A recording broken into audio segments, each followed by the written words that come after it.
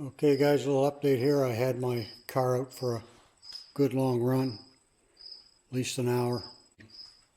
The saga around the cooling fan is this. This comes off the cooling fan relay, and I don't know where it goes, but I'm going to splice it into this wire that's coming off of the positive battery terminal. I'll be splicing it into there because when it's hooked up to the positive battery terminal, everything works as it should. And I'm also going to get a new fan relay. But that was the problem. This is unhooked from somewhere. I don't know where. And when I hook it back up, or hook it up, I don't know where it goes back to. The fan operates exactly like it's supposed to, so I'll get a new relay and I'll see if I can figure out where that really goes. The thing is, there is some corrosion on it as if it was hooked up to the battery terminal, but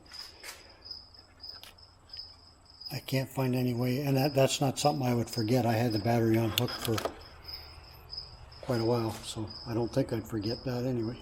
So this thing absolutely scats, so it just runs like a beast.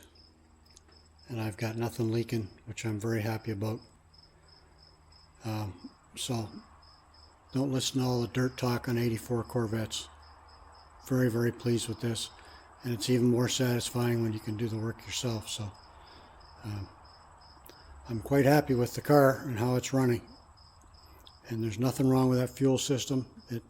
It's all maintenance, and it's how well you look after it.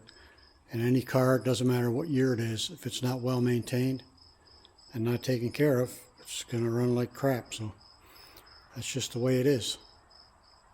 So that's it. And next up, I'm getting to these pesky window sweeps, and I'll do a video on that to show you how you do that, and we'll just keep on trucking. That's it for now. 84 C4 Corvette.